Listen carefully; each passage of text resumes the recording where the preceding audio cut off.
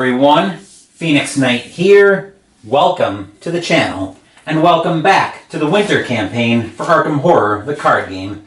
Last week, when we explored the City of the Elder Things, we picked up 6 experience and dodged total catastrophe as we managed to keep Alaya alive. The reason we ducked total catastrophe by managing to keep Alaya somewhat sane is because he's the only way in the world Norman is evading anyone with an agility of 1. Granted, Tony's isn't much better at 2, but Norman also has more options for gathering clues than Tony does, which is why Tony usually goes out with Dr. Kensler. Anyway, we spent that experience to upgrade the decks, so let's get into the 4th scenario of the campaign, the Heart of Madness. First up, let's set the scene, and once again, advance apologies if the intros are somewhat rough because, once again, the playlist got jumbled, so I'm going to have to search manually. Scenario 4, The Heart of Madness. As you read the scenario introduction, check the campaign log and read any passage that corresponds to your section. The next day, you plumb deeper into the caverns and pits beneath the icy crust of Antarctica. You pass under great archways of obsidian and primordial slate, through ornately carven corridors and enormous, many-pillared halls, down into unknowable and unfathomable depths. Hours pass. Eventually, the passage seems to open into a larger corridor of worked stone, with one final archway marking the end of the titanic ramp you have been descending.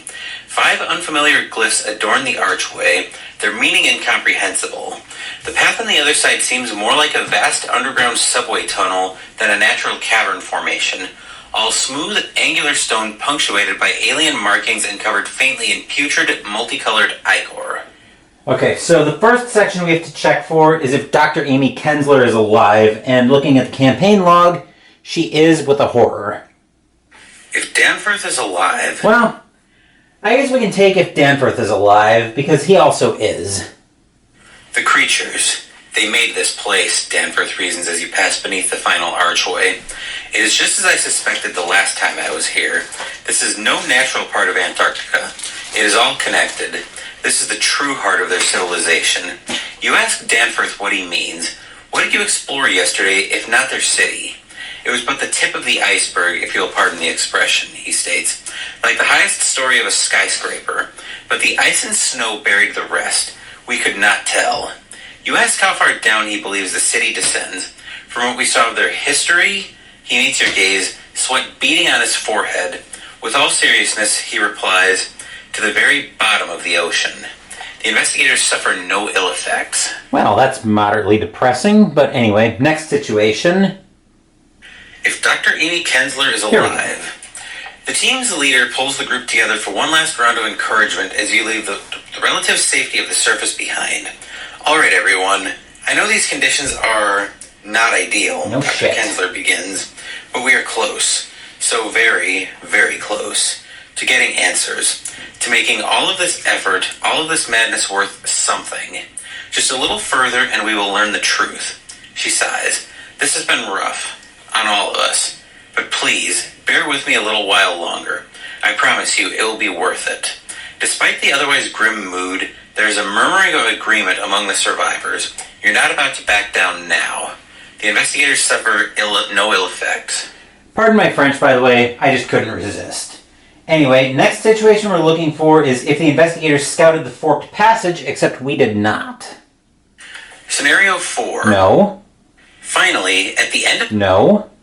Otherwise... Wait a minute. If the investigators scouted the forked passage... Okay, they did not. So I bet the next one... Actually, let me... Are you going to scroll for me? Thank you. Investigators... didn't... Scout. Okay, so this is the one we want. Otherwise, eventually you come to a fork in the cavern. To your left, the tunnel forks into a smaller, icy path with a steeper and more dangerous incline. To your right, the ramp simply continues onward without much change. With no other information to go off, you choose the larger of the 2 paths. It continues to fork along the way, taking you down a circuitous, lengthy route. You end up deeper within the caverns, though you're no longer sure how to get back. The investigators suffer no ill effects. And our last situation is checking for if we recovered the miasmic crystal, and we did not. The darkness beyond is Which like is the it? abyss at the bottom of the ocean. Your torches and lanterns reach only a few feet ahead before their light is swallowed by black. Coupled with the intense pressure and biting cold, you feel as though the weight of the entire world looms over you. It is a journey of unparalleled dread. Add 1 frost token to the chaos bag. That brings us up to 7 of a max of 8 frost tokens we can have in the bag. Delightful. Next part of the intro, please.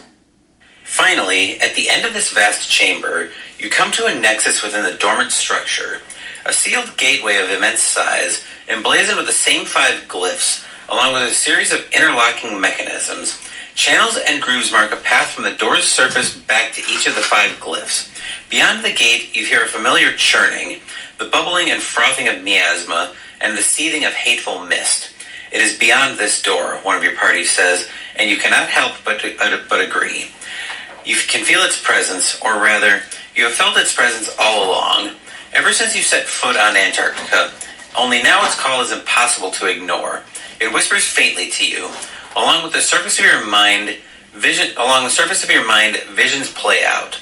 Your wildest dreams and most joyful moments, your darkest desires and hardest struggles.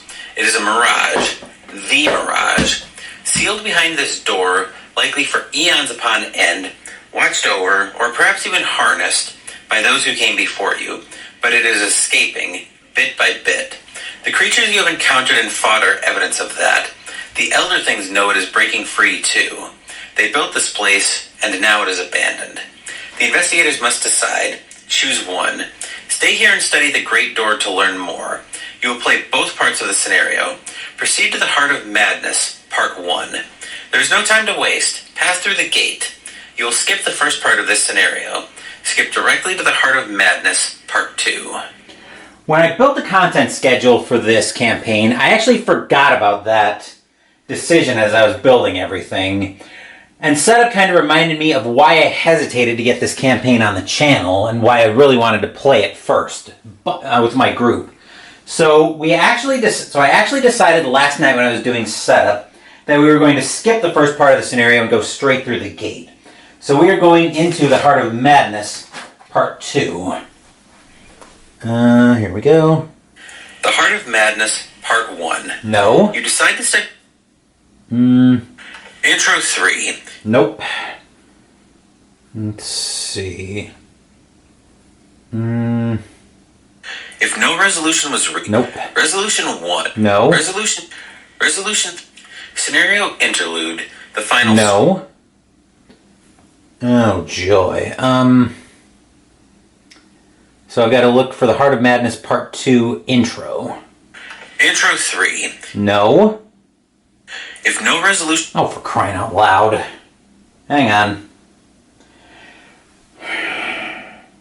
If the victim is Avery... No. Resolution 3. No, I don't want resolution. Alright. You know what? I'm going to shut this off until I find the intro I need, so I'm not torturing you guys. I will be right back. My apologies on that. It was... With these names being so small, it's hard to find on the phone sometimes. But I finally found the intro, the recordings I needed, so take it away. The Heart of Madness, Part 2. Intro 1. The facility is even older and stranger, beyond the threshold of the ancient gateway. Who knows how many eons this place has slept undisturbed while the earth changed and developed on the other side. Perhaps it would have remained so forever, had the site not been disturbed. But it's too late to change the past. All you can do now is work to prevent a terrible future. Dim luminescence fills the eerie halls, powered by some form of advanced energy, like electricity. Behind you, a kaleidoscopic wall of miasma stitches itself together to block your escape. You are trapped here, perhaps forever. A web of expansive halls extends outward from the gateway, carved from smooth stone and covered in ancient murals and alien hieroglyphs. The air here feels thinner. The light bends and oscillates, distorting your vision like an optical illusion. Is this reality or a mirage? Your party studies the murals along the walls for many hours. They depict an ancient, unfamiliar history, an alternative history of the Earth, a very different history than any of you could have possibly imagined. Check the campaign log. If Dr. Kensler is alive and Dr. Kensler understands the true nature of the miasma, proceed to Intro 2. Otherwise, skip to Intro 3. Intro 2. Dr. Kensler explains everything as she studies the ancient murals. The Elder Things were travelers, colonizers. They came to the Earth over 1 billion years ago, she says, citing Professor Dyer's own notes. But they were not the first ones here. This place, all of this, it was ancient even then. She runs her hands along the mural as she explains what she has learned, but it is not an entity trapped within. You ask what she means, alarmed by this new understanding. She turns to face you, her eyes aflame with inspiration. I had been studying their physiology, attempting to discern how they could exist the way they do, without shape, without matter, without state. But I was going about it all wrong. One cannot study the biology of something inorganic. See, it is not a creature, not truly. It is more akin to... She hesitates, attempting to find the right words. It is an alternate dimension, another reality, superimposed on ours, a sentient microcosm of all that is, not composed of organic life, but a mockery of it. This newfound understanding of the phantasms you have encountered and the mirages you have seen put everything into context. They were not monsters you were slaying, they were figments of a false reality, one that may yet come to pass. You ask Dr. Kensler if there is any hope to stop such a force from escaping. It is not a living thing. It cannot be killed, only contained. The Elder Things facility held 5 pylons that used its essence to power their civilization. But after this long, I cannot imagine they still function. But perhaps... Her eyes trail up. She trails off, formulating a plan. Finally, her eyes widen with realization. I know what must be done. I know how to stop it. You must find these pylons and destroy them. Doing so will bring the entire compound down. In the meantime, she hefts her backpack off her shoulder, dropping it to the ground. I must be off now. There's no time to spare. You object to her sudden departure, but her mind is made up. She backs away, giving one last lingering glance at her companions before sprinting away. You hope she knows what she's doing, for all your sakes. In your campaign log, record, Dr. Kensler has a plan. Dr. Amy Kensler cannot be chosen to accompany an investigator this game. Proceed to setup. Normally I would have interrupted at the recording before we went into the recording, but given the difficulties I've had finding the correct recording today, I just decided to keep it flowing since it was the right one anyway. Now, Dr. Kensler not being able to accompany an investigator on this scenario basically turns Tony most of the way useless when it comes to generating clues, and I'll come back to that when we go into the campaign outro. But anyway, next up, let's go ahead and remind everyone what our tarot reading was. For Damned, Tony had to flip the world 21, which means if he's defeated during this scenario, he'll suffer a trauma of his choice during resolution. Odds are, though, if we get defeated at this point, we're probably just dead and the campaign is almost certainly over, because I think this is the last scenario. Anyway, when we get into the group reading, on the good side, we left the Magician 1, so each investigator begins the game with 3 additional resources. But on the bad,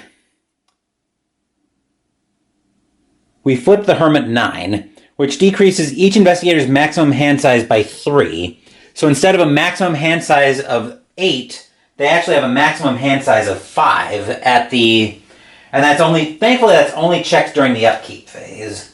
So anyway, with that, we can take a look at our opening hands. We're going to go with Norman as our lead investigator for this scenario. He has got 2 copies of Deduction to start the game. Lore on Commit. If this skill test is successful while investigating a location, discover 1 additional clue at that location.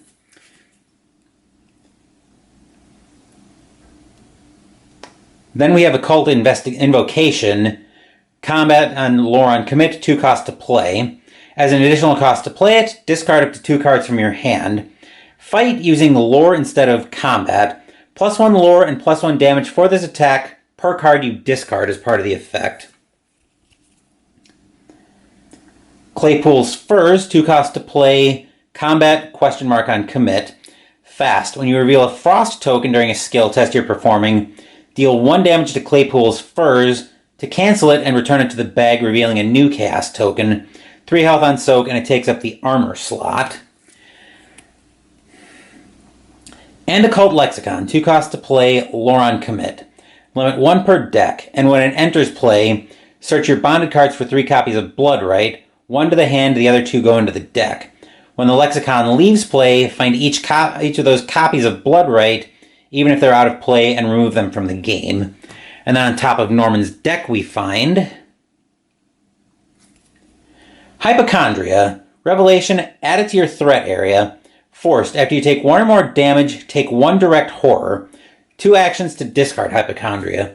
Let's try that again, shall we? On top of Norman's deck we find the Harbinger. Revelation, place this card on top of your deck. While the Harbinger is revealed and on top of your deck, cards in your deck can't be searched, drawn, or manipulated in any way except by the below ability. 2 actions to discard it. This ability may be activated while the Harbinger is on top of your deck as if it were in your threat area. Delightful, Norman. We're off to a great start already, and we haven't even played a card yet. Tony, his opening hand consists of 2 copies of Scene of the Crime. 2 costs to play, combat, lore on commit. Play only as your first action. Discover 1 clue at your location, 2 instead if there's an enemy at that location. Does not provoke attacks of opportunity. The first card he's probably going to be playing is Dyer's Sketches. 2 costs to play, lore, wildcard on commit. Fast, play during any open player window to draw 3 cards. Daring, 3 wildcard on commit, only to a skill test during an attack or evasion attempt against an enemy. That enemy gains Retaliate and Alert for the duration of this skill test. After the test ends, draw 1 card. And 41 Derringer. Uses 3 ammo, 3 costs to play, lore, or combat and agility on commit, level 2. Action, spend an ammo to fight. You get +2 combat for this attack. If you succeed by 1 or more, deal +1 damage. And once per turn, if you succeed by 3 or more, you may take an additional action. Alright, then we've got the agenda up. Our first agenda.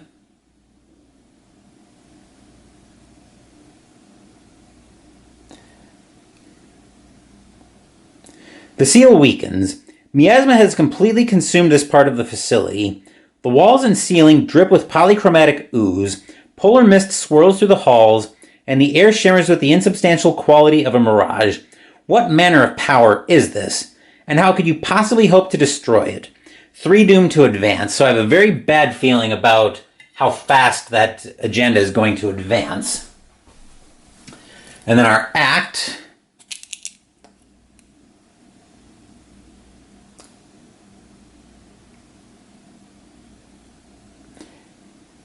is to collapse the pylons. 5 pylons hold this facility together. Your only hope is to destroy them, and everything else. Each revealed mist pylon can be attacked as if it were an enemy. Its fight value is equal to its shroud value, and its health is equal to its clue value. While it has no health remaining, it is collapsed, but it remains in play. As a reaction, when you discover 1 or more clues at a mist pylon, spend those clues to deal that much damage to that mist pylon. Objective. At the end of the round, if each mist pylon is collapsed, advance this act. Okay, so before we move over to the map, we need to pick out investigators or team members to accompany our investigators. Norman, I think, is going to bring Elia Ashavak out with him once again. So the dog handler. Partner uses 3 secrets. As an action, I can spend a secret and exhaust Elia to evade. Attempt to evade with a base agility of 5. If I succeed, I may move to a connecting location. Anyu's got the scent. Haven't you, girl? 3 and 3 on Soak, but he's got a horror on him, and it's only 1 thanks to going to spend some time with him in the Final Night interlude. And then Tony, with the number of Tekalili weaknesses we have in the decks, Tony's going to take Danforth out with him. Brilliant Student. Partner uses 5 secrets. As a reaction, after an investigator at your location resolves a Tekalili weakness, exhaust Danforth and spend 1 secret. That investigator draws 2 cards. Danforth was a great reader of bizarre material. H.P. Lovecraft at the Mountains of Madness. So I will get the charges out for each of them. Alright, what do I need? A total of... I think I need a total of 8. 3 for Elia, 5 for Danforth. Technically they're secrets, not charges, but those will work. So 3 and 5 for Danforth. And with that, last up, our investigators will move over to the map, so let's join them. Let's join them there. This is the other reason why I hesitated about getting this campaign on the channel, because the maps for this campaign, as you've probably seen, are pretty sizable. I haven't done too much with Fatal Mirage, and I think the only map I had somewhat of an easy time managing, even that was a little challenging though, was to the Forbidden Peaks. But anyway, we need to look at a few of these locations. So first up, Norman and Tony are starting at this ancient facility that was chosen as part of setup last night. So all of the ancient setups, or all of the ancient facilities will be the same, on this side anyway. Other apertures were undoubtedly connected with bygone mechanical facilities, heating, lighting, and the like, of a sort suggested in many of the carvings. Ceilings tended to be plain, but had sometimes been inlaid with green soapstone or other tiles, mostly fallen now. H.P. Lovecraft at the Mountains of Madness, and this flips into Shroud of 5, 2 clues. As an action, if you control that symbol seal, except we don't because the seals were all removed from the game.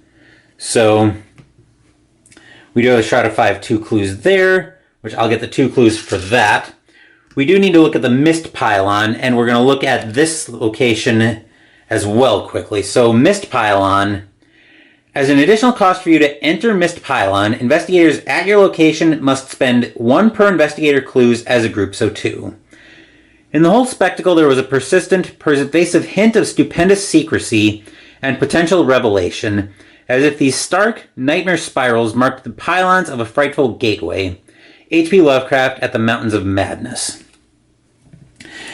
Alright, so I'm going to talk about this last location, then I'm going to explain how the map is actually supposed to be laid out. The Gate of Yaqua, primordial seal. A wall of churning miasma blocks the ancient gateway. Investigators and enemies cannot enter the Gate of Yaqua, and it can't have attachments.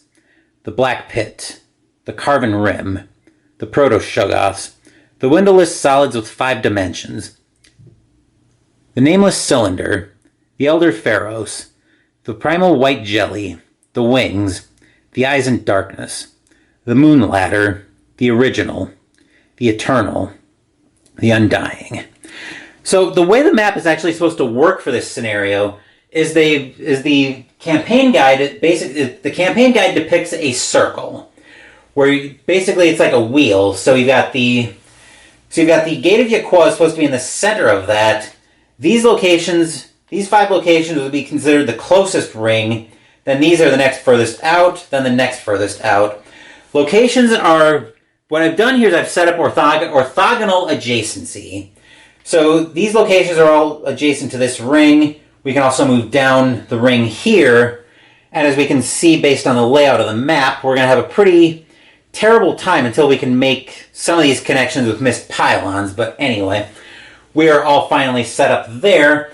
So going into our first investigation phase, Norman's turn just got way too simple, so let's drop into his play area.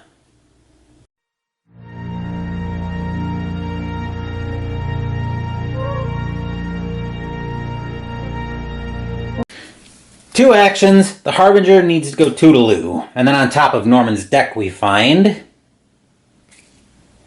True Understanding. Commit only to a skill test from an ability printed on a treachery or a scenario card. If the skill test is successful, discover 1 clue at your location. That was 2 actions there. And then for a third, Norman will have to burn a deduction to try to get those clues. Mostly because I need to make a missed pylon connection at PDQ. So Norman is only up 1. Can Tony give him some help? Tony cannot, but he'll probably... Well, he's going to start his turn off with a fast action. So anyway, Norman is up 1.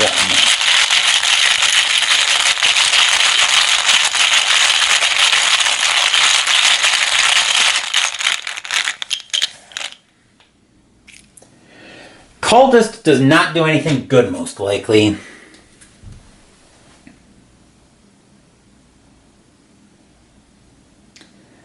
-1. If there's a seal at your location, or if your location is a mist pylon, treat this token as a frost token instead. Fortunately, going up 1 doesn't fail Norman, so he gets both of those clues. Anyway, that will do it for Norman. Let's move over to Tony in his play area. As a fast action, Tony is going to spend 2 resources. Where is it? Here it is. So this is the open player window before his first action. He's going to play Dyer's Sketches to draw 3 cards. Professor Dyer kept many sketches depicting the creatures he encountered. So we'll draw 3 cards from his deck. First up we'll find Lucky Cigarette Case, 2 cost to play, Will on commit. Reaction: after you succeeded a skill test by 2 or more, exhaust Lucky Cigarette Case to draw 1 card. Next up, Opportunist, level 2. Wild card on commit, only to a skill test you're performing, and if you succeed by 2 or more, return Opportunist to your hand after this test instead of discarding it. And Hard Knocks, which I'm not particularly happy to see. 2 cost to play, combat and agility on commit, skill dumps for same. Let's see, now that we don't have clues, I think action 1, for 3 resources, we'll go ahead and play out the 41 Derringer that we started the game with, so I'll get the 3 ammo for that. 1, 2, 3. Then we will play the... Then for 2, we'll go ahead and play the Lucky Cigarette Case, just so we have something out. It's not really all that lucky, just in the mood for a smoke. Fair point. And then for action 3, Tony will...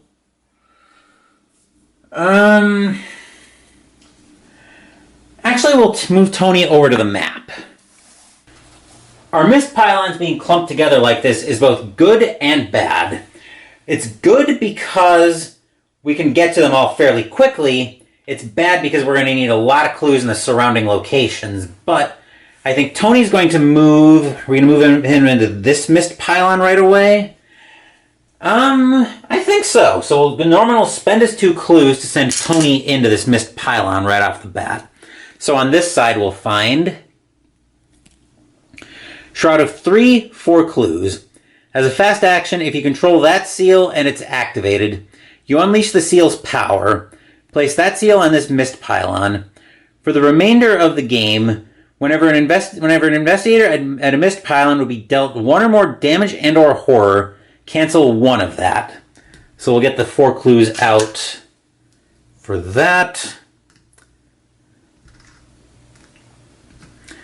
And then just to refresh my memory on... Okay, so I can attack it as if it's an enemy. So fight value is equal to Shroud and health is equal to the clue value. Okay, so just wanted to make sure I had all that straight. That'll do it for Tony, that'll do it for the investigation phase. Enemy phase, it's our first turn of the game, so there are no enemies, there are no official enemies in play, even though Mist Pylon can be attacked as if it was one. But anyway, we'll go ahead and reset everything here, and then we'll move back up top for the upkeep phase.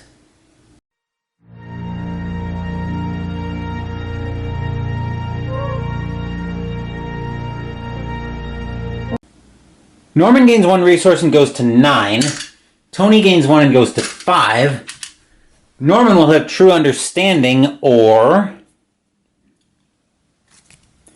Feed the Mind to choose from. Feed the Mind's a 3 cost to play, lore on commit. Uses 3 secrets. As an action, exhaust Feed the Mind and spend a secret to test lore 1. For each point I succeed by, to a max of 3, draw 1 card. I don't think I want a lot of draw in this scenario, just because maximum hand size is only 5 this scenario, and I don't want to be slamming up against that real quick. Anyway, on top of Norman's deck, he finds another occult invocation, which I'm not particularly happy to see right now. Tony draws Vicious Blow. Combat and commit. If you're successful during an attack, deal +1 damage. But Tony's going to have to discard because he's at hand size. I will dump Hard Knocks, actually, because I'm not particularly happy to see a skill dump right now. But anyway, Mythos phase, we got our first Doom on the agenda. Norman draws Nebulous Miasma. Revelation attached to your location. Forced. When you end your turn at attached location, each card you control with Sanity, including your Investigator, takes 1 direct horror. Forced. At the end of the round, discard Nebulous Miasma. Well, Norman was planning on leaving anyway, this scenario. Probably heading over to Tony, but that remains to be seen. Tony draws Primeval Terror. Test Will 2. This location gets +1 difficulty for each location away from the Gate of Yakwa you are. If you fail, take 2 horror. The sheer appalling antiquity and lethal desolation of the place were enough to overwhelm almost any sensitive person. H.P. Lovecraft at the Mountains of Madness. Tony's A even and B alone. Does he have anything that can help with that? He is Opportunist, but I don't feel like risking that on a test that I am way more likely to fail than I am to succeed.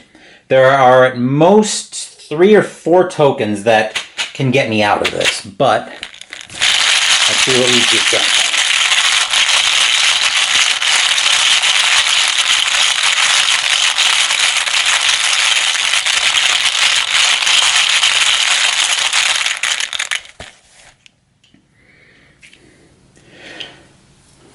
As we saw earlier, Cultist is a -1. Norman is not at a pylon, so he doesn't have to treat it, or Tony doesn't have to treat it as a frost. But to the shock of, well, possibly no one except possibly for my non-existent cat, Tony does fail, which means he takes 2 horror. So that's rather unfortunate, but no help for it at this point. Anyway, moving into the investigation phase next, let's start with Norman and let's pay a visit to the map.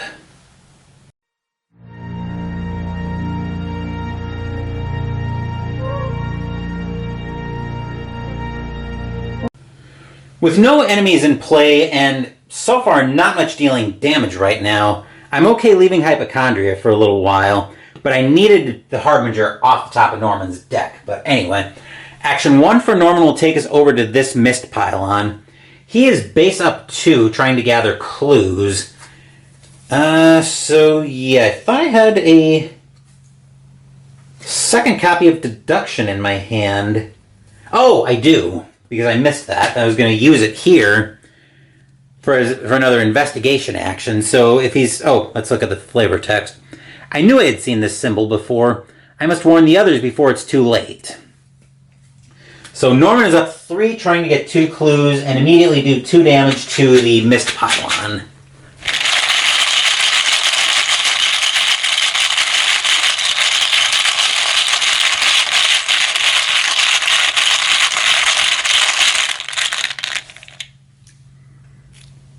Frost is a -1 and pull again.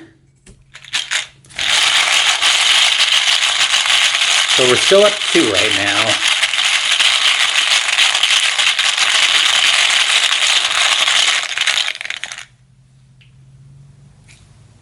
Cultist is a -1, but we have to treat it... Oh, we are at a Mist Pylon.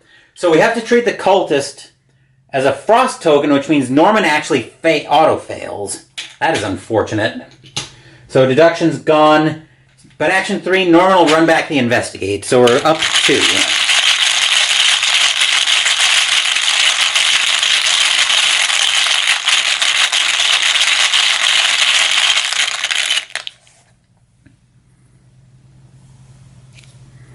-2 gets us a clue which we'll immediately spend to deal 1 damage to the mist pylon.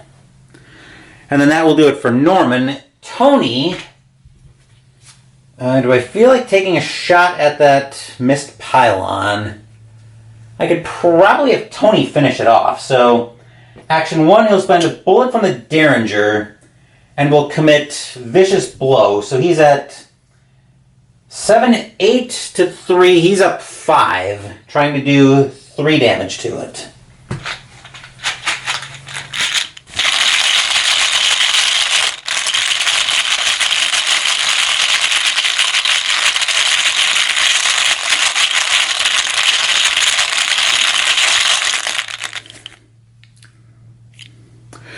Just like that, we have managed to collapse our first pylon.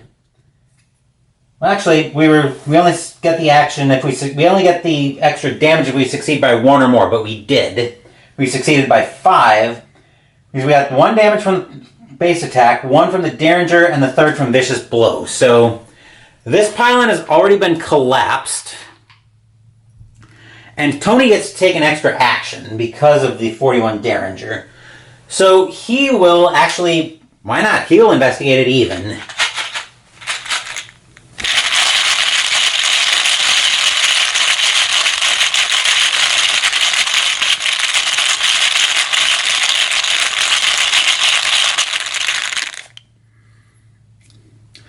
-1 and pull again for a frost.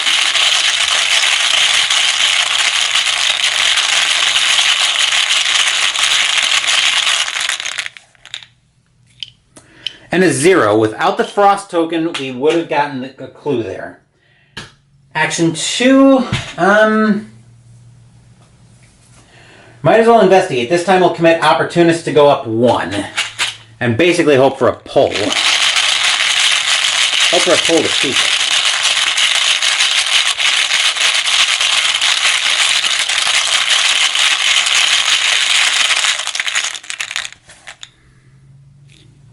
Skull is definitely not a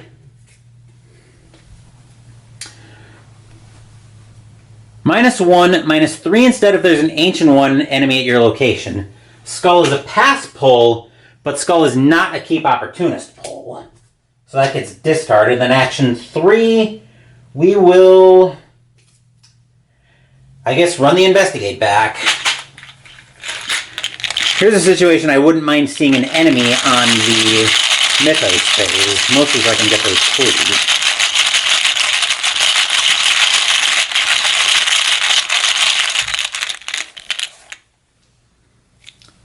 A 0 does get Tony another clue, shockingly enough. So anyway, that will do it for Tony. That will do it for the investigation phase. Enemy phase, we still have no enemies in play, even if the mist pylon can be attacked as if it was one. So let's go ahead and reset everything. And then we'll move back up top for the upkeep phase.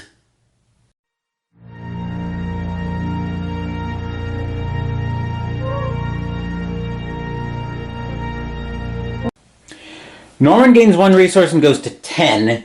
Tony gains 1 and goes to 6. From Forced Learning, Norman has Occult Invocation or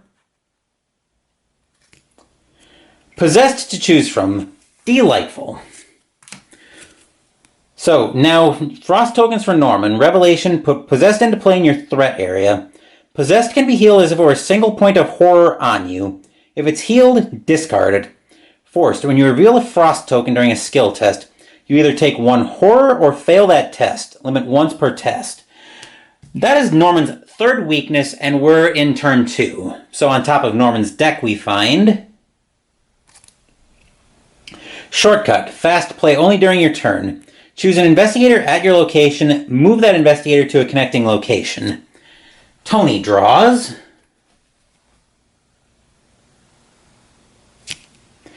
Quick thinking. Wildcard on commit. If this skill test is successful by 2 or more, after it resolves, You may immediately take an action as if it were your turn. This action does not count toward the number of actions you can take each turn. Mythos phase, we got our second Doom on the agenda. Norman draws. Obscuring Fog. Revelation, attached to your location, limit 1 per location. Attached location gets +2 Shroud. Forced, after attached location is successfully investigated, discard Obscuring Fog. Alright, and then Tony draws. The Madness Within. Oh, fun. Revelation, test Will 4. For each point you fail by, shuffle the top card of the Tekalili deck into your deck without looking at it. For each card you can't shuffle, take 1 horror. Joy, and Tony's already base down 2. As if we needed to pour gasoline on this fire, I am not risking a quick thinking on a down 2 test. Norman... yeah, a down 2 test is not worth a commit.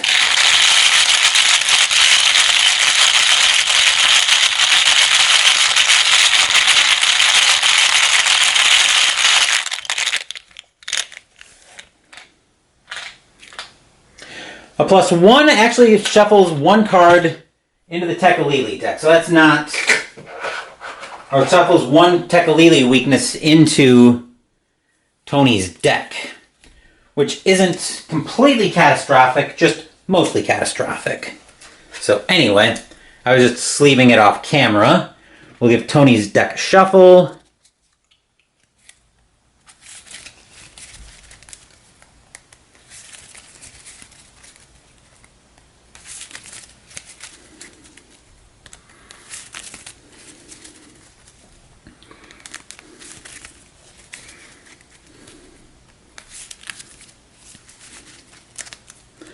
We give that a cut, and then that's all handled.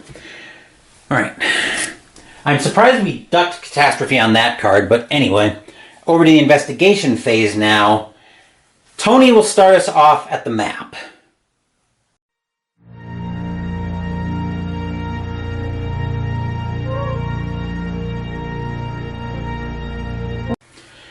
Action 1 for Tony will move up to this mist pylon, spending his 2 clues to get up there. And then up here we'll find Shroud of 1, 8 clues. As a reaction, or as a fast action, if you control that seal and it's activated, you unleash its power. Place that seal on this mist pylon. For the remainder of the game, each time you deal damage to a mist pylon, deal 1 additional damage. So what is that? 8 clues? So it's got a fight value of 1 and a health value of 8. Well, let's see. 3, 4, 5, 6, 7, 8.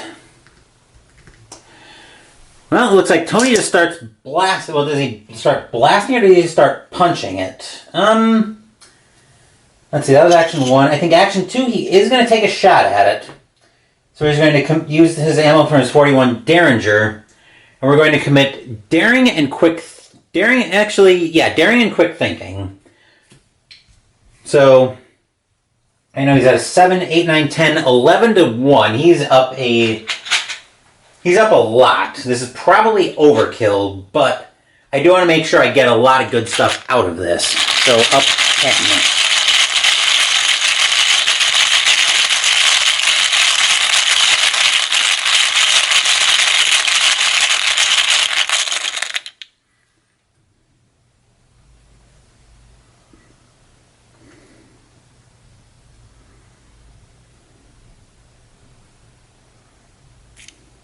A 0 deals 2 damage to that mist pylon. Draws him a card from Daring, so Tony will draw. Another Hard Knocks, which I'm not happy to see. We'll exhaust Lucky Cigarette Case to draw another card. So Tony will draw. Interrogate, 2 costs to play, combat, and lore on commit. Parlay, choosing a humanoid enemy at your location and test combat 3. Plus X difficulty, where X is the chosen enemy's damage value. If you succeed, discover one clue at your location and one clue at any other location. And then Tony will actually get to take an action from Quick Thinking, which he'll use to punch that pylon again. He's up 4 this time.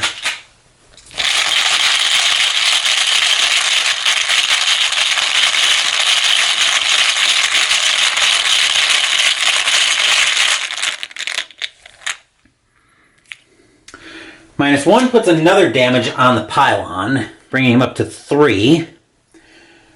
And then for action 3, he will punch it again. So still up 4.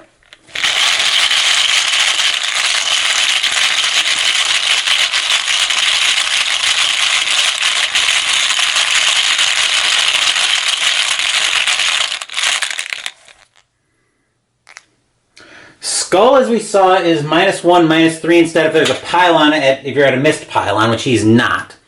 So Tony does another point of damage to the missed pylon. So that health has already been cut in half. That'll do it for Tony. Norman will move up for action 1. Action 2, he'll investigate up 4. Do I even really need to? Yeah, we'll investigate up 4.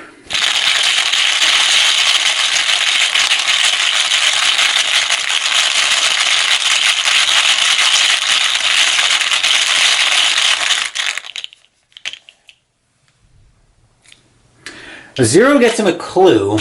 Now the question is, do I want to spend the clue to deal an additional damage to the pylon, or would I rather save the clues to get moving? Tony is fighting that thing up 4, so I think Norman, even just punching it, Tony's base up 4. So I think Norman is going to keep the clue. Action 3, he'll run the investigate back.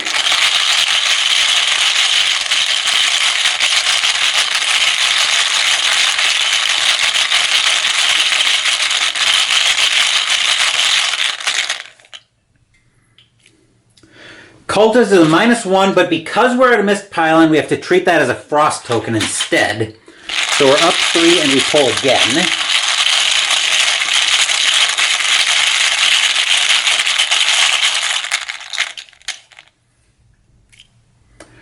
Elder Thing can't be good.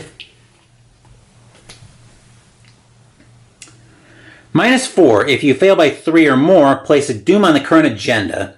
This can cause the current agenda to advance, so that brings us to a total of -5, which means Norman does fail, surprisingly enough. But anyway, that will do it for Norman. That'll do it for the investigation phase.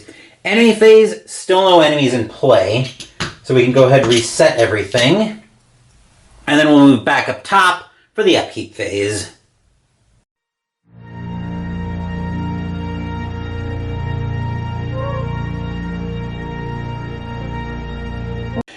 Norman gains 1 resource and goes to 11.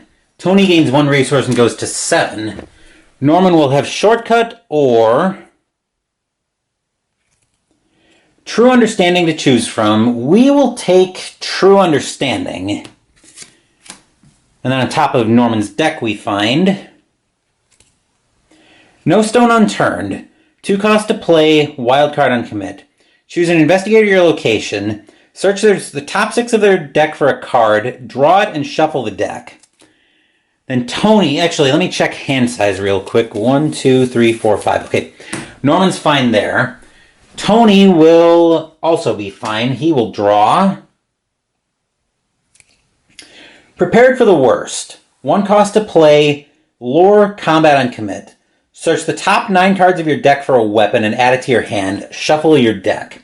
That is actually very welcome right now because we're probably using the last charge of the 41 Derringer this turn. But in the Mythos phase, the agenda advances. Let's see what we've got here.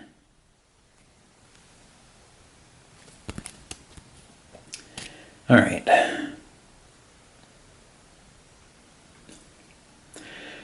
From the nameless depths at the very core of the earth, the miasma's true form emerges. It is a shapeless thing, a creature of whirling mist and putrid ichor that screams and whispers and crawls and flies. It seeps through the walls and up from the ice. It is everywhere. It is everything. Spawn 1 set-aside copy of the Nameless Madness enemy at the mist pylon nearest to an investigator. Well, well, well. That is a problem. Alright, so then we have the... Okay. Then in the Truth of the Mirage, we didn't have that. So, we do have to spawn a copy of the Nameless Madness.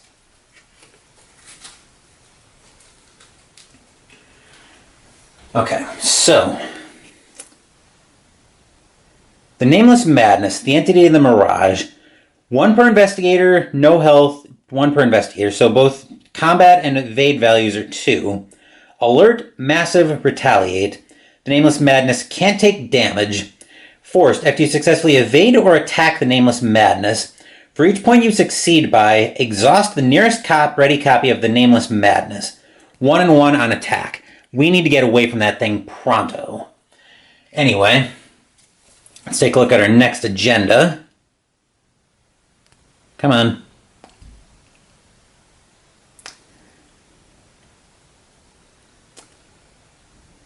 That which has no name. Tekalili, Tekalili, Tekalili, Tekalili, Tekalili, Tekalili, Tekalili, Tekalili, Tekalili, Tekalili. Sorry about that, I'm just reading the agenda, so don't yell at me too much on that. Forced. When 1 or more Doom would be put into play, if there are any copies of the Nameless Madness still set aside, instead, spawn 1 set-aside copy of the Nameless Madness at the location nearest to an investigator without a copy of that enemy that is connected to a location with a copy of that enemy. Objective. At the end of the round, does not want to focus today.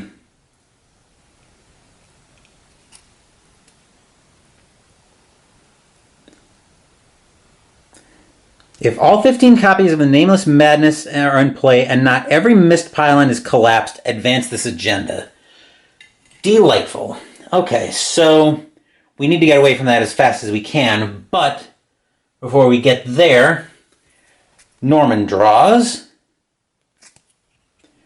Blasphemous Visions. Oh joy. Shuffle the top card of the Tekalili deck into your deck without looking at it. Then, put Blasphemous Visions into play in your threat area. Resolve the effects of each Tekalili weakness you draw an additional time. Action to test Will 3. If you succeed, discard Blasphemous Visions. Oh joy. So now I need to get my hands on one of Norman's sleeves.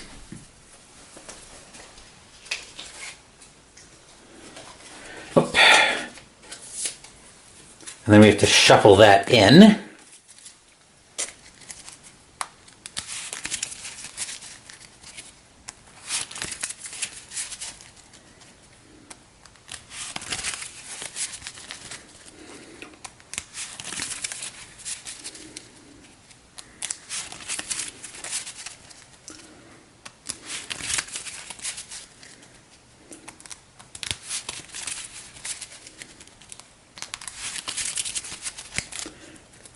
And then the top of Norman's deck will yield. Shortcut again. Tony draws. Nightmarish Vapors. Oh joy. Peril. You must either choose one. Lose 2 actions or shuffle the top 2 cards of the Tekalili deck into your deck without looking at them. Oh boy. I think we'll just shuffle the top 2 cards of the Tekalili deck into Tony's deck. Because losing 2 actions right now would be very catastrophic. So we'll go ahead and sleeve those up. I don't think I drew a second one, so no. Right, that can go to the side. Go ahead and sleeve that.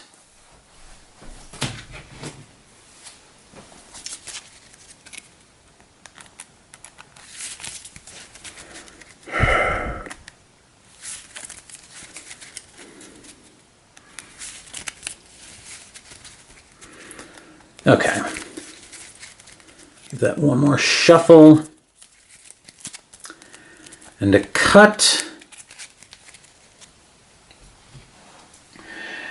Okay, so that brings us back to the investigation phase. Let's have Norman go first, and let's start in his play area.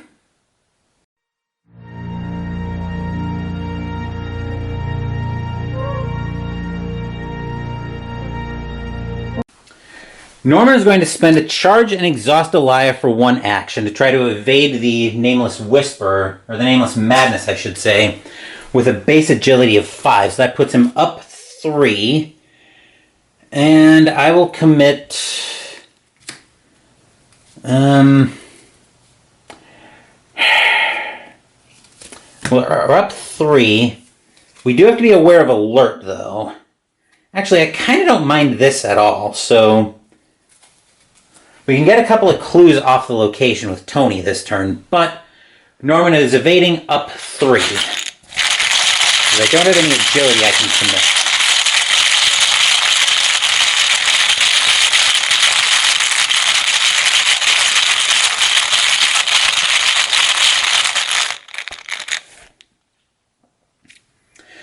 Cultist is a -1, but we have to pull again and treat it as a frost because we are at a missed pylon.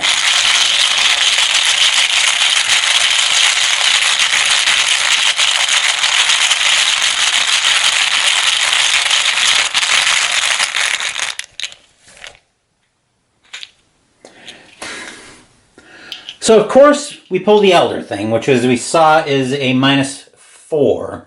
So that brings him down to 0, which means Norman fails miserably. Wonderful, Norman. So I think for action 2, then, we're going to play Occult Invocation. We'll attack it up 3. I'm not going to discard anything from his hand, because the 1 damage is fine here. So yeah, up 3.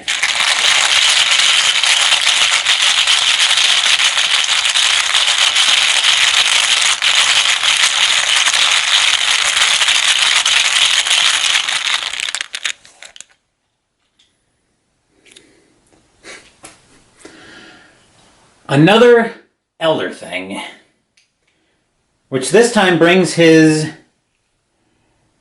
down to 1, so he fails again. Norman, we need to talk about these inopportune pulls.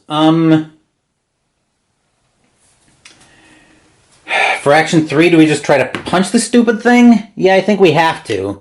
We've got to get away from this thing if we can.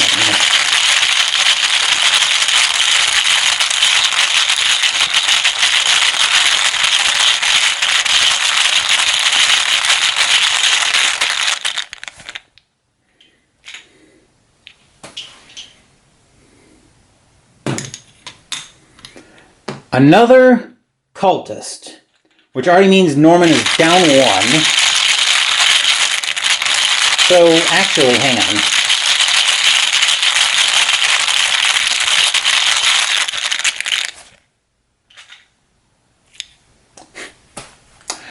Of course. So, he had both alert and retaliate. So, Norman, that was a really bad turn for Norman. I probably should have had Tony go first, and if I was paying attention, I would have remembered that. So Norman actually takes 3 and 3 off of that. That was brutal. And Norman is very much stuck there. So that will bring us over to Tony, which will bring us into his play area. I just realized that we totally screwed Norman here. I think we probably have screwed the campaign unless Tony passes right now, because I forgot about Hypochondria. So after I take 1 or more damage, I'm supposed to take a horror as well. So because Norman had to take 3 damage off of that, he also takes a horror, which means he's already 1 sanity away from defeated by sanity, which means we are in a very bad way. And I totally screwed that up, but I'm not going to walk it back, because that's me being a derp, and that's just kind of the peril of how this game goes sometimes. But anyway, I could probably justify walking it back, but I'm not going to here. So Tony really needs to come up clutch here. So he's going to punch. Actually, for his first action, he's going to spend 2 resources to play Scene of the Crime to discover 2 clues at his location, because there is an enemy there. So he'll get the 2 clues, and we will spend... Actually, we won't... We will spend them to hit the pylon, even though I probably shouldn't. Okay, so, Tony, here's where we need you to come up really clutch. If you don't, we're probably just screwed here, because I screwed that up pretty badly, but anyway. For action 2, you're going to punch the Nameless Whisper, and we're going to commit Parlay, or Interrogate, to go up 4. Where did I put the chaos back? Here it is.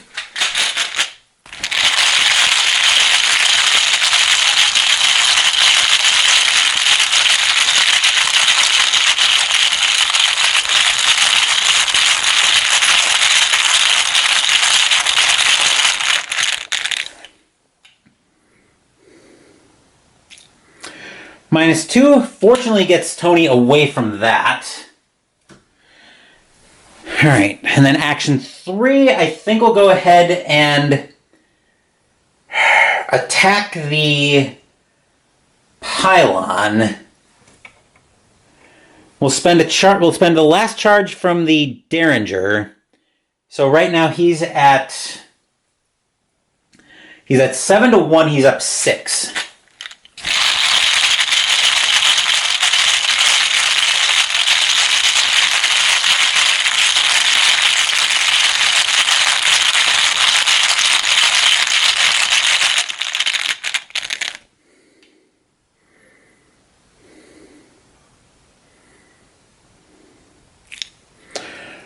Tony, not the time to be pulling frost tokens.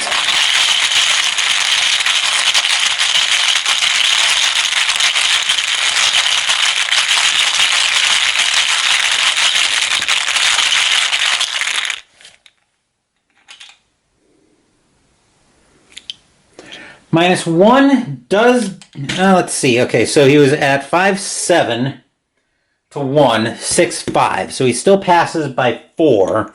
Which means he does 2 more damage to the mist pylon, and our second one's collapsed. And we get to take an additional action. Which I will use that to pay 1 resource. And play Prepared for the Worst. So we'll search the top 9 cards for a weapon and draw it. So 1, 2, 3, 4, 5, 6, 7, 8, 9. Alright, first card up. Daring, not a weapon, but I'd love to have it. Second up. Tony's 38 Long Colt is a weapon, so we can consider that. 45 Thompson, also under consideration. 21 or Bust would be welcome, but I can't take it.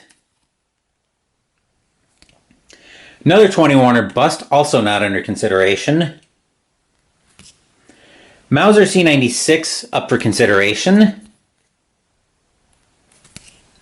Watch This, not up for consideration, but would also be very welcome right now. 41 Derringer could be considered, and 45 Thompson. So out of 9 cards, we actually hit 5 weapons. So I'll put those back on top, and I'll be reshuffling in a second. So Mauser C96 is a level 0. I don't want that because it's just not strong enough right now.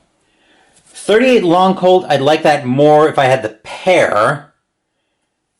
41 Derringer I've been using for actions.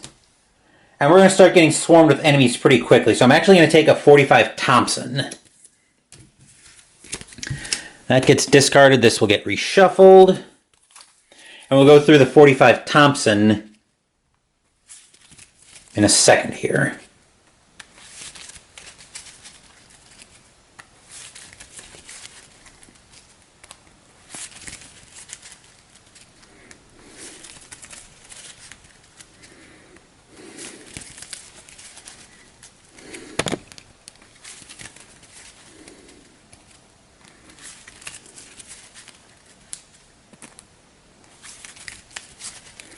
All right, so just finishing the shuffle here. Sorry for the delay. And we'll take a quick look at the 45 Thompson. 5 cost to play, it's level 3. 5 cost to play, combat and agility on commit. Uses 5 ammo. As an action, spend an ammo to fight. You get +2 combat and deal +1 damage for this attack. If you succeed by at least X, you may spend 1 ammo to deal this attack's damage to another enemy at your location, where X is that enemy's fight value, takes up both hands. Anyway, that will do it for the... I'll also exhaust... no. I way past that window on Lucky Cigarette Case. But anyway, that will do it for the investigation phase.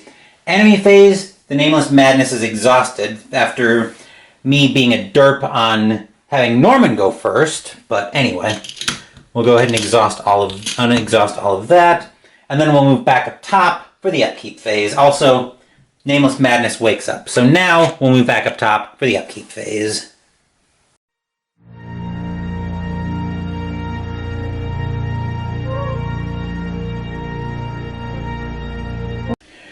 Norman will gain 1 resource and go to 10.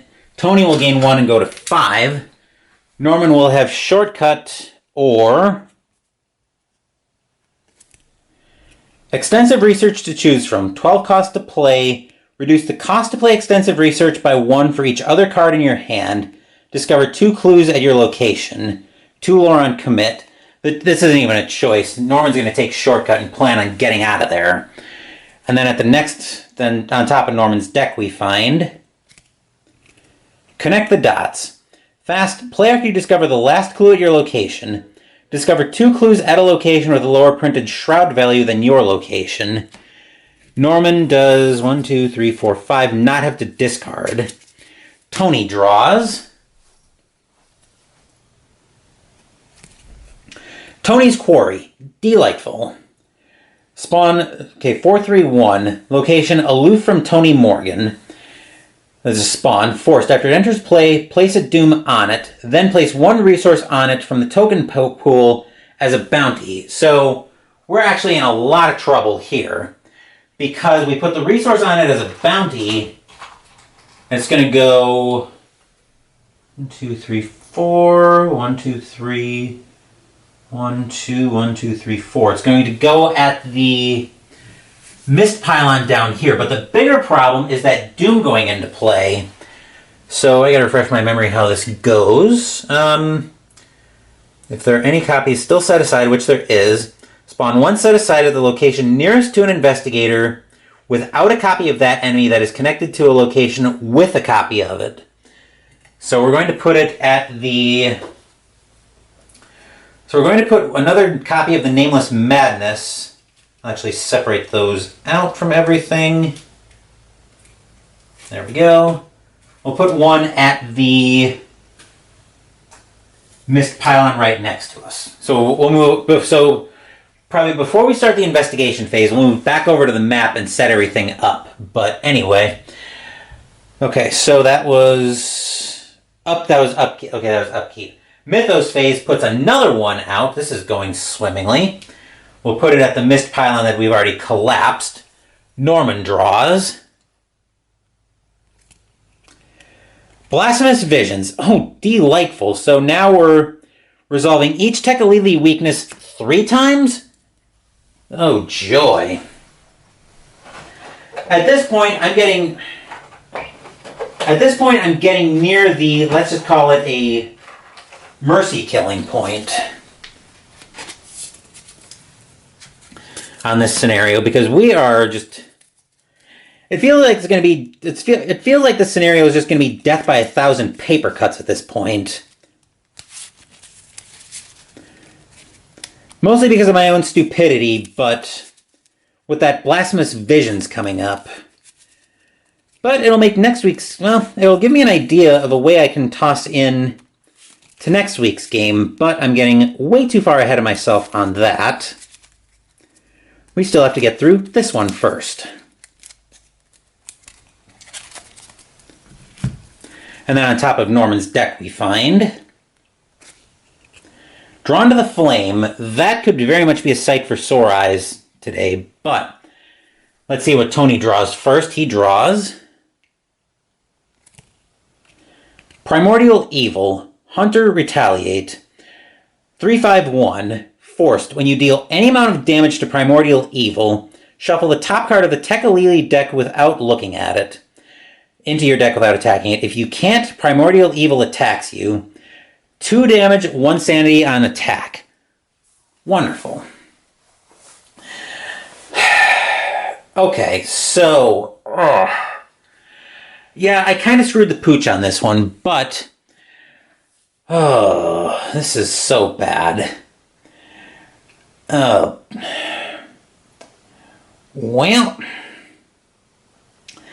I think we'll drop down to Tony first, and we'll head into his play area.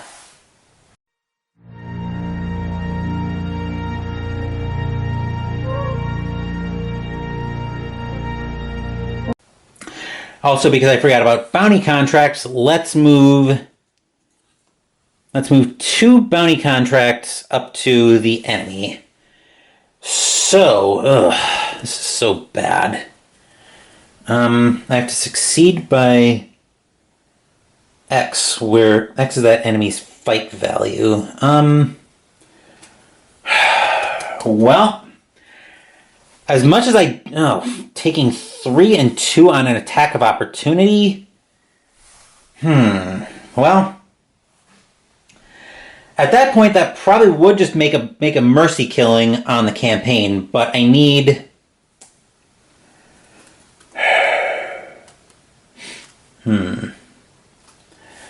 oh, okay, so I think I need this in play too badly. So for action 1, I'm going to initiate a play action. I'm going to end up taking 2 attacks of opportunity, but like I said, I need this in play way too badly. So I'm going to take 3 and 2. I'm going to take 3 from the Nameless Madness and 2 from... take 3 damage and 2 sanity total, which is going to bring Tony 1 sanity from being defeated by sanity. So basically, I'm in a situation here where if this doesn't work, the campaign's just over right here. I'll discard the Nameless Madness to play the 45 Thompson that we drew last turn.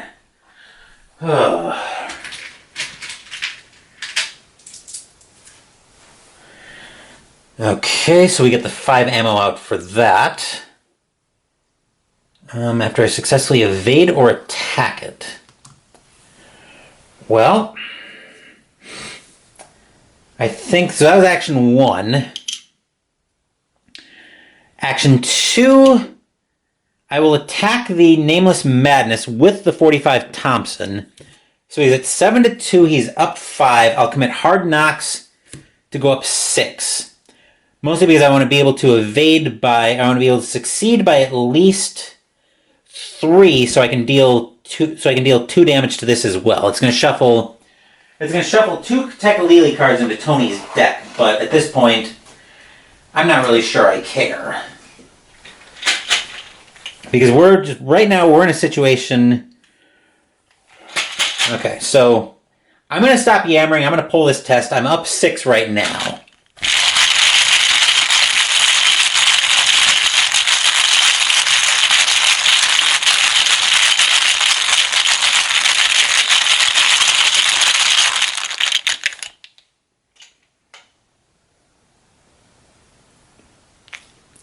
Skull is a -3 because there is an Ancient One enemy at the location. So let me just go through the math once again. So 5, 6, 7, 8 to 2. I was up 6.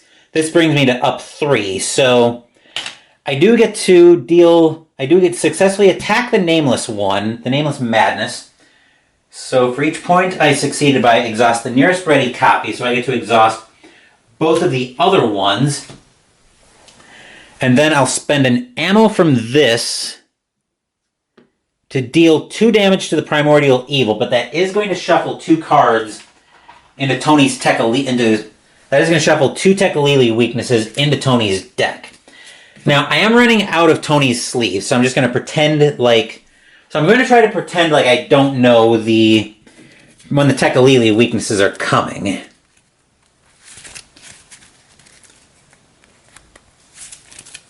Normally I try to buy my sleeves in about packs of 50, but I think I kind of underestimated how many cards this campaign actually can add to your deck with all the Tekalili weaknesses, but once again, that was my own dumb fault. But Hey, look on the bright side. If Norman bites at this... Well, Norman's not going to bite at this round now. But his turn is going to be very simple. I'm getting ahead of myself there. Bounty action will put another bullet into the Primordial Evil. So he's up... Right now he's only up 4 on that. Norman really can't help him with that.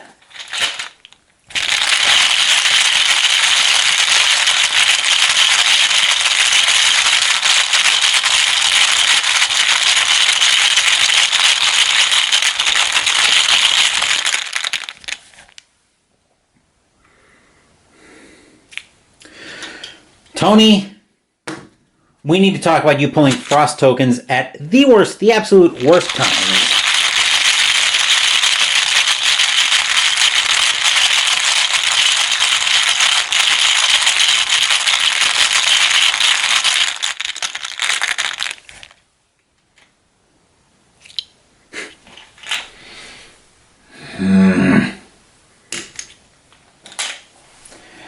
Action 3. Oh, and he has Retaliate. That's even worse. So 2 more damage. And we've got to put the Sanity on Danforth, or else Tony's just going to bite it by Sanity. So, Tony, can we stop pulling fails, please? Run it back for action. Yeah, we attacked the Nameless Whisper, then we spent an ammo into the Primordial Evil. Second attack, third attack. Okay. Let's try this again, Tony. We are up 4. Actually, we're up, 4.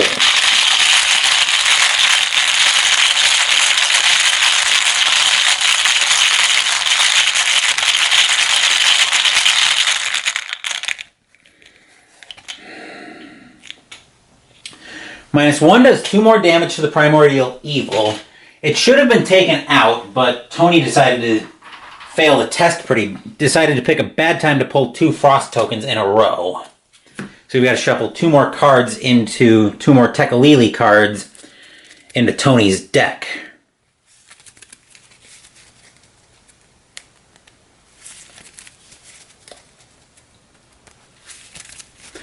On the bright side, at least that Primordial Evil is almost dead. Unfortunately, Norman is probably going to have to say toodaloo to Tony, but...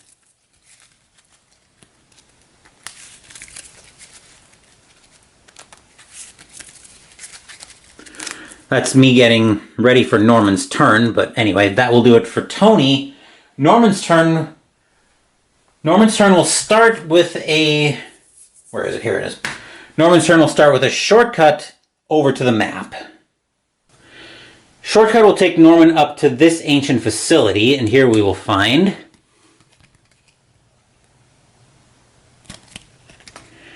Shroud of 3, 2 clues. It's a vaulted corridor.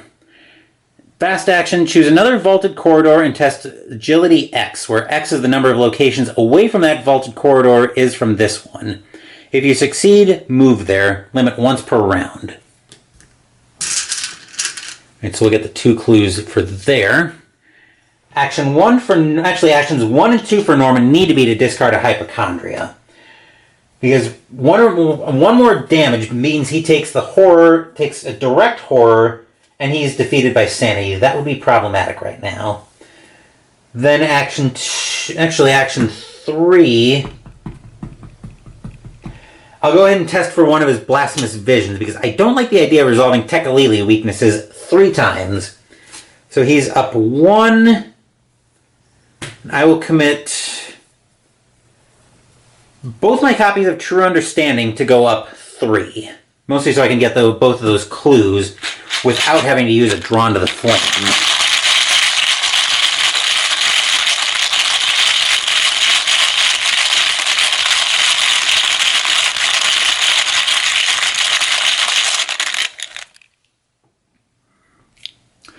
-1 gets rid of 1 copy of Blasphemous Vision, so now he's only resolving Tekalili's twice.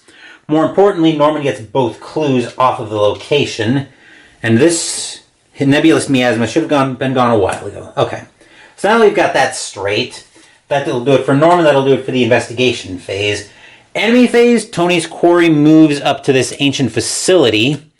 And then Tony takes 2 and 1. He can take the damage himself, but he's got to put the sanity once again on Danforth. And then on Danforth. Then all of the Nameless Whisperers, Nameless Madnesses wake up, including the one next to Tony. We'll reset everything. And then we'll move back up top for the upkeep phase.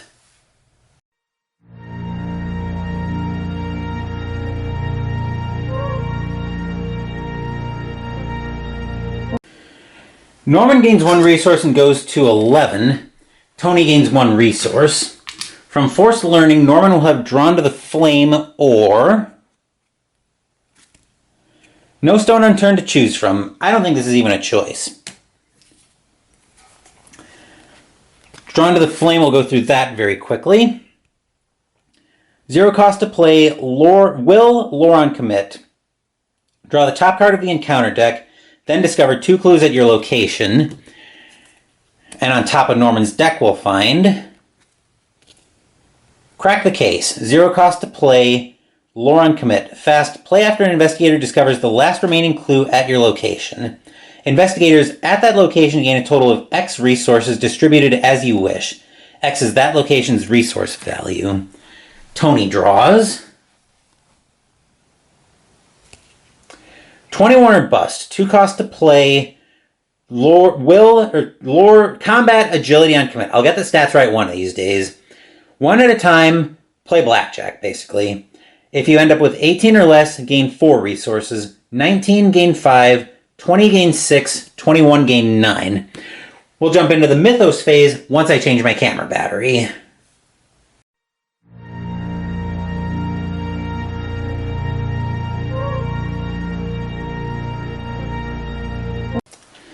Mythos phase, we put out another Nameless Whisper, and we'll put this one at the ancient facility that neither Norman nor Tony is at.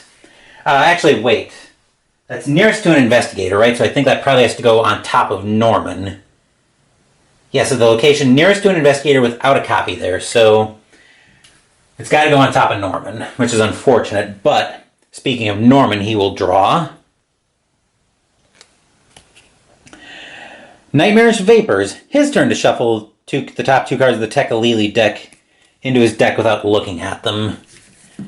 I think we'll just shuffle those in clears as well.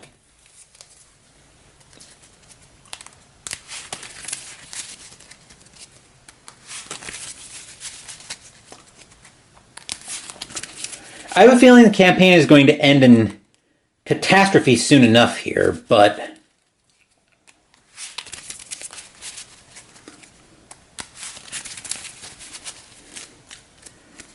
and then we'll cut it to the top, and Norman on top of his deck will find Summoned Servitor, which I'm not particularly happy to see right now. 2 costs to play, Will on Commit. Customizable. As an additional cost to play Summoned Servitor, I actually don't have to discard another asset I control. Where is my customizable? Here we go. Customizable sheet. So these are my abilities for Summoned Servitor. I actually can return an asset to its hand instead of discarding.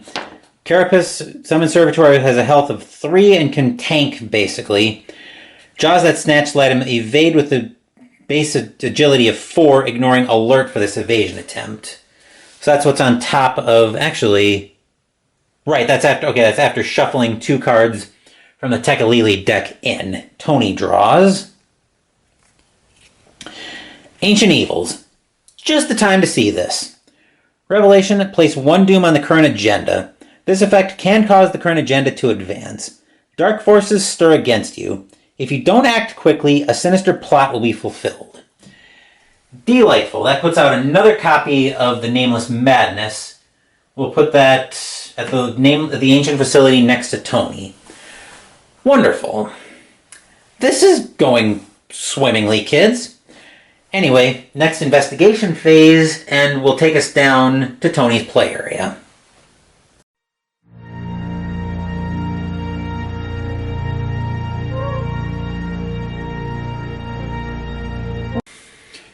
The situation here for both of us is a little too simple for comfort. Basically, if the turn doesn't go just right, the campaign is just over right here. So for a bounty action, Tony will actually no, he can't do that. So he will actually, does he want to punch the Primordial Evil or shoot it? He just needs 1 damage, but I don't trust our bag. I'm gonna have to use a bullet to take a shot at it. So, bounty action, 5, 6, 7. He's up 4.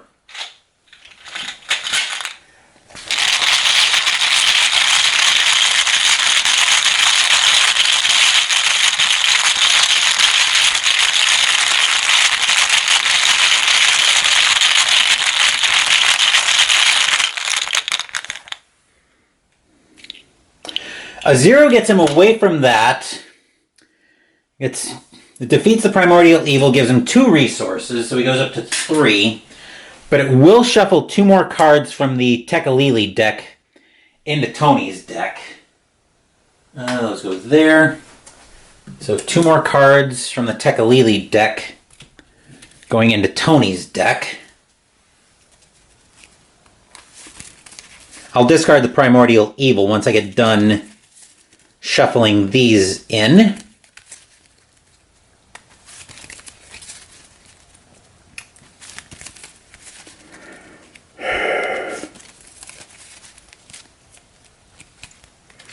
Alright, we'll cut that. Primordial Evil is defeated. That was a bounty action. So actual action 1, Tony's going to try to punch the Nameless Madness. He's up 3. But it does have retaliate, so I do need to be very careful of that. Our bag right now is very much hazardous to success on that, but I don't have time to care. So we're up 3.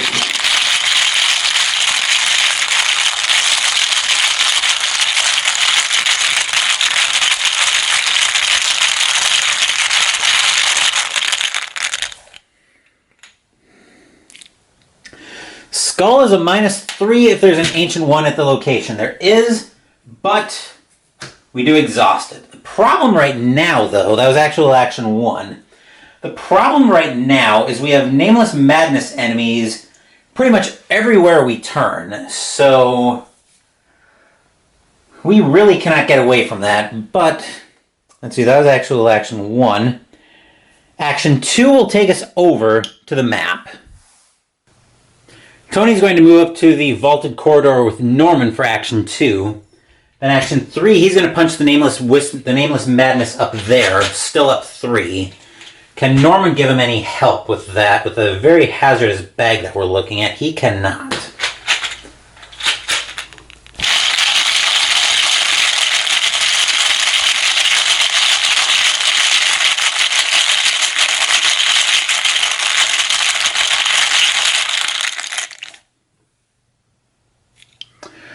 Cultist is a -1, and because we finally were able to get out of the Mist Pylon, we don't have to treat it as a frost. So Tony succeeds by 2, so for each point you succeeded by, we get to exhaust the nearest ready copy of it. So 1, 2.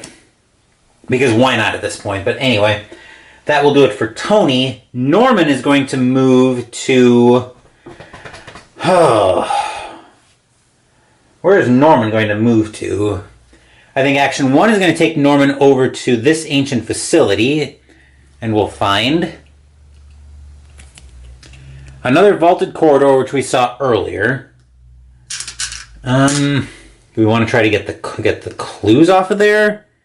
It's only a Shroud of 3. Although we're definitely in a bad situation for that. So I think Action 2, we're going to test Blasphemous Visions. We're up 1.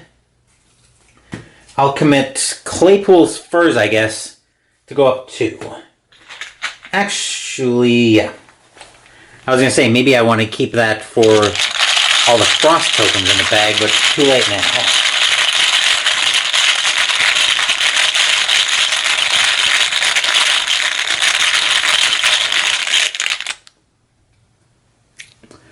-1 does get rid of that Blasphemous Vision, so now we only resolve Tekalili weaknesses once. Action 3, might as well investigate. Up 2.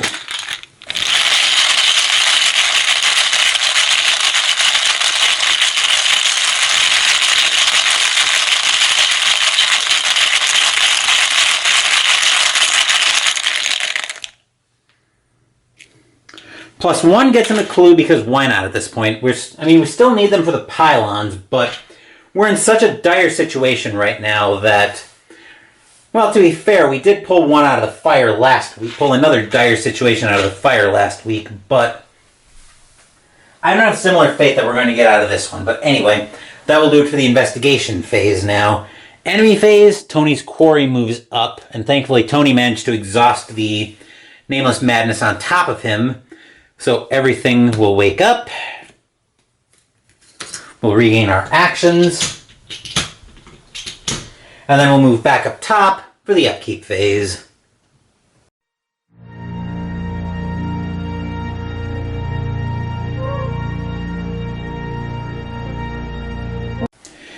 Norman will gain 1 resource, and I'll trade these 3 of these 3s in for an envelope of money. It's rare I get to use either side of these, but Norman's up to 12 resources right now. Tony's up to 4. From Forced Learning, Norman will have Summon Servitor or Tekalili to choose from. Never mind. So we lose 2 resources. Thankfully we're resolving that only once. And then we shuffle it, then we place it back at the bottom of the Tekalili deck. So at least there's that to get rid of it. And then on top of Norman's deck we find Ward of Protection level 2. 2 cost to play, or 1 cost to play, wild card on commit. Fast play when any investigator at any location draws a non-weakness treachery. Cancel that card's revelation effect, then take 1 horror. Let's see. Tony draws. Oh joy. I see what's on top, but I'm going to pretend I don't. Tekalili. Revelation, take 1 horror, then place it at the bottom of the Tekalili deck. Still came that Eldritch Mocking Cry. Tekalili. Tekalili. H.P. Lovecraft at the Mountains of Madness. So we've got to put the horror on Danforth, which will bring him up to 3. Ugh. Do I want to exhaust him to draw 2 cards when I know what one of them is? Flip. Yeah, I might as well bite the bullet on this one. Hopefully I can get something good out of the next card. So exhaust Danforth and spend a secret to draw 2 cards. Alright, so let's get this Tekalili weakness out of the way. We find discard a random card from your hand. That's not that bad. Actually, if I have a choice, I'd rather lose Scene of the Crime, which is the one I lose. Okay, so that's something. But we have a second card to draw from that after I get done putting that on the bottom of the Tekalili deck. Tony draws. Leo De Luca, you are way late to the party, my friend. 5 costs to play, lore on commit. You may take an additional action during each of your turns, 2 and 2 on soak. You are so late to the party, Leo, it is not even funny. Mythos phase, we put another copy of the Nameless Madness on top of Norman, who will then go to the Mythos deck and draw. Wuck, wuck, wuck. Oh, come on. Revelation, find the giant albino penguin enemy farthest from you. You must either move it to your location or place 1 doom on it. If there are no giant albino penguins in play, and of course there are not, search the discard pile and encounter deck. Search the encounter deck and discard pile for a giant albino penguin, draw it and shuffle the deck. Delightful. Just what I wanted to see. There's a giant albino penguin.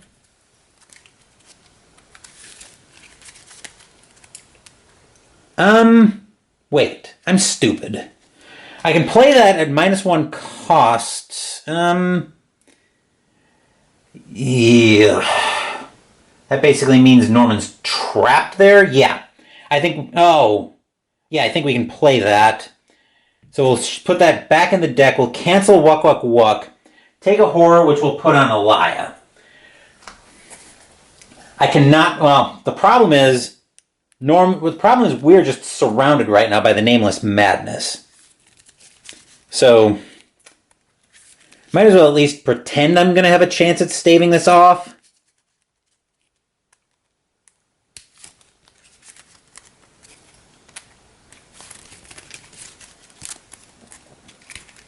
But anyway. Alright. Tony draws. Dissonant Voices. Put it into play in your threat area. Can't play assets or events. At the end of the round, discard Dissonant Voices. Delightful. Alright, so... into the Mythos phase now. Or not Mythos phase. Investigation phase now. And we are in... a world of trouble. So I think Tony's turn will take us down to his play area.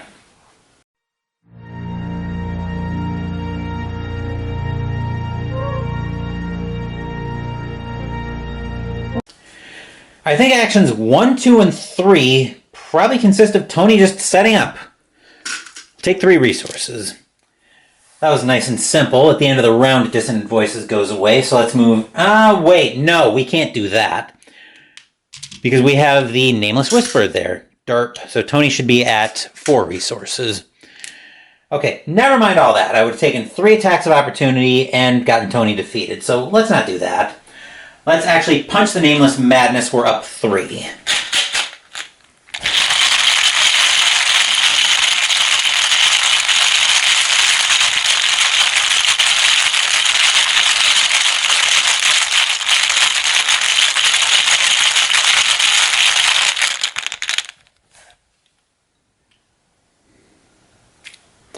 +1 lets me evade the Nameless Madness at Tony's location, and I succeeded by 4, so I get to evade... So I get to evade 4 of them. So 1, 2, 3, 4. And then action 2 will take us over...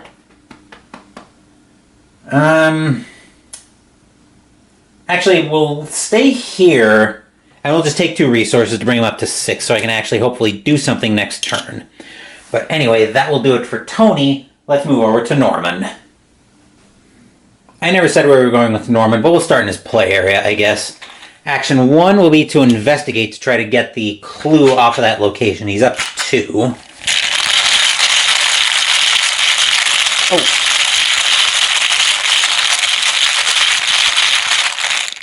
I'll reveal the top card of Norman's deck after this test we find. -1 gets him the clue. Now Phoenix Knight lets me a little less of an idiot and reveal the top card of Norman's deck. So Norman finds... Tekalili. Discard an asset you control, except he doesn't have an asset he controls right now. Place this on the bottom of the Tekalili deck. That... There's never a good time for the Tekalili weaknesses to come up, but that was probably one of the best ones. Best times it could have. Then actions 2 and 3 will take us over to the map. Once again, we'll remember to reveal the top card of Norman's deck, so he will find... Extensive Research, which we are probably not playing in a million years, but... Anyway, action 2 will move him over to the Vaulted Corridor with Tony. Then action 3 will move him to this ancient facility, and we'll find... Shroud of 3... Forsaken Temple. Shroud of 3, 2 clues. If you control that seal, test Will 3. If you succeed, investigators at Forsaken Temple spend 2 clues as a group to activate that seal. Then look at the revealed side of each unrevealed location in the same spoke as Forsaken Temple, which would actually be the same row. So in that case... Where's my laser pointer? Here it is. So in that case... Actually, I'm going to use this laser pointer. So in that case, we would look at these locations, because those are what would be considered to be in the same spoke as that Forsaken Temple. But anyway, That will do it for Norman. That will do it for the investigation phase. Enemy phase, Tony's quarry moves over to the ancient facility. It'll intercept Norman, but surprisingly it's not looking for Tony as a prey. But we'll go ahead and ready everything.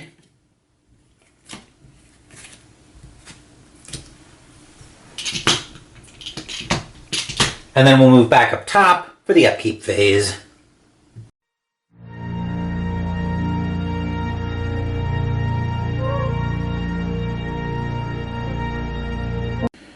Norman gains 1 resource and goes to 11. Tony gains 1 resource and goes to 7. From forced learning, Norman will have extensive research or Drawn to the Flame to choose from, and I think we'll take Drawn to the Flame. And then on top of Norman's deck we'll find Preposterous Sketches. 2 cost to play. Will Loron commit? Play only if there's a clue on your location. Draw 3 cards. Tony draws. Key of Yiz. Where has this been all game as well? Let the Storm Rage. You get +1 to each of your skills for each horror on Key of Yiz. When any amount of horror would be placed on you, place 1 of that on Key of Yiz. Forced, when Key of Yiz leaves play, discard the top 10 cards of your deck. Then end of round, Dissonant Voices goes away. Mythos phase, we put another Nameless Madness down at the location on top of Norman, who will then draw Miasmic Torment. Revelation, if you control a partner asset, resolve them, exhaust them, and attach Miasmic Torment to them. Otherwise, Miasmic Torment gains Surge, but we control Elia. Attached asset cannot ready. Forced, at the end of your turn, attached asset takes 1 or 1. As an action, test Will or Lore 3. If you succeed, discard Miasmic Torment. Oh, this is bad. Because if Elia can't ready... Okay, this is actually a huge problem, because to make matters even worse, that's the only way Norman has a chance of evading. I mean, he can try to punch that Nameless Madness, but the problem here is that at the end of his turn, yes. So Norman's going to have to punch that and try to get Elia rescued. The problem is he's even, and the bag is very hazardous right now, unless Tony can pass his combat test, but I'm getting ahead of myself there. I haven't even drawn Tony's encounter card yet, so he will draw Primeval Terror. Oh, this is a big, big problem. Okay, so Revelation test Will 2. This test gets +1 difficulty for each location away from the Gate of Yaqua you are. If you fail, take 2 horror. This right now for Tony is a 1, 2, 3 +1 difficulty per location. This is a Will 5 test, and Tony is base down 3. So let's see if he has any will whatsoever in his hand. He's got to use the Key of Yiz to go down 1 and pray to whatever god he knows for a pull. But the bag is very hazardous right now.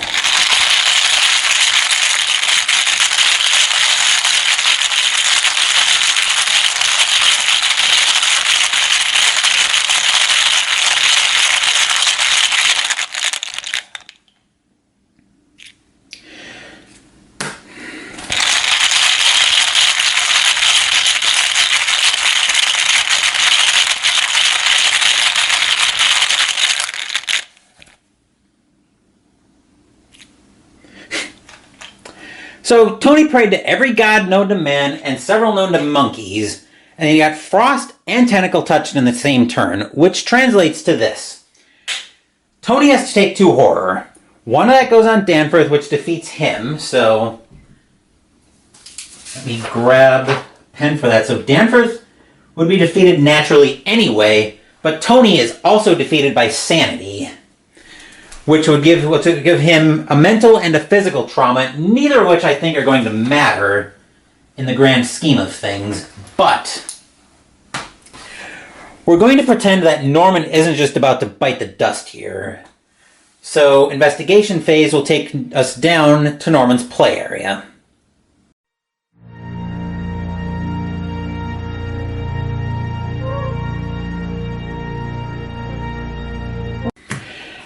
Action 1, our only prayer is to punch that nameless madness. Norman's at even, and I just looked at his hand. He's got absolutely 0 combat to help with this test, because of course he does.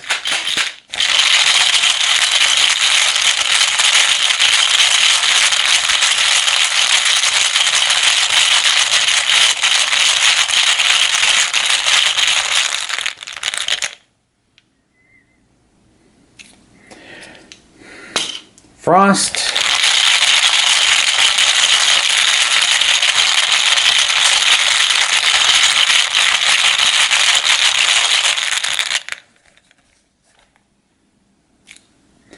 And a -1. So he fails, which means retaliate happens. Norman, actually, he can put the damage on Elia, and the sanity will defeat him as well. Well. So Elia is now defeated as well. Which basically means we're pretty much in... Honestly, we're not too far from just... We'll take the last action, but I think we're probably going to be moving back up top in the next token, after the next token pull, to try to wrap the scenario. But for formality's sake, we're going to draw... Oh, wait. That was a Frost token that Norman pulled at the start, so he either takes a horror or automatically fails the test. He will... Well, he's going to fail the test anyway, so he still gets retaliated, so none of that changes. Then action 2, he's going to try to punch it again. We're in the same situation that we were just in 10 seconds ago.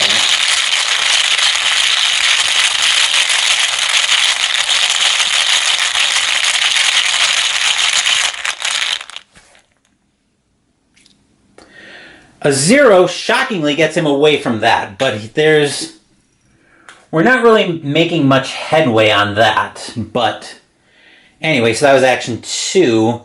Action 3 will take us over to the map. With 1 action left, I cannot move Norman into this mist pylon because he'll just be dead at that point. So actually, Tony's quarry should be gone because Tony got defeated. So Norman will actually move over to this ancient facility, and he will find Shroud of 4, 2 clues. As an action, if you control that seal, test combat 3. If you succeed, investigators at Geothermal Vent spend 2 clues as a group to activate that seal. Then remove 1 Frost token from the Chaos bag. Which seals, of course, are not a thing in this scenario because we skipped past the studying of the door, but anyway, that will do it for Norman. That'll do it for the investigation phase. Enemy phase, we are getting surrounded. We're pretty much spending the scenario surrounded here, but anyway, that nameless madness will wake up, and then we'll move back up top after I reset Norman's actions for the upkeep phase.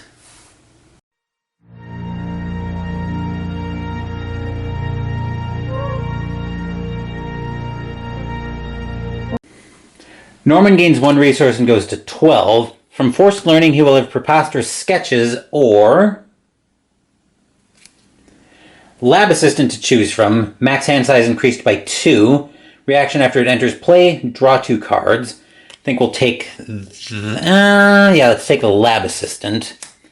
And then on top of Norman's deck, we'll find... I've got a plan. 3 costs to play, combat, and lore on commit. Fight using lore, dealing +1 damage with his attack for each clue you have, max +3. Mythos phase puts another nameless madness on top of Norman, and then he will draw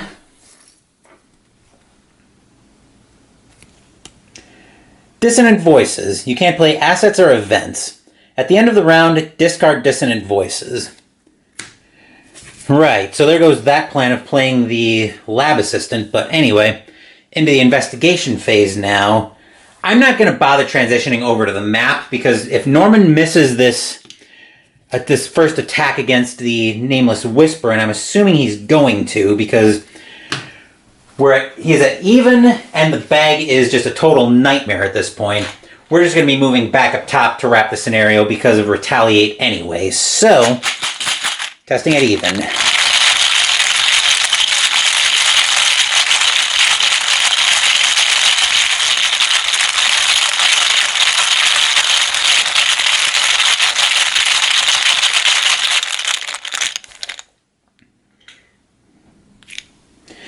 And in the most unshocking development of this campaign, Norman fails a combat test against the Nameless Madness. He gets retaliated, which means he takes 1 damage and 1 sanity. So Norman has been defeated by sanity, which means we'll move back up top to wrap the scenario up.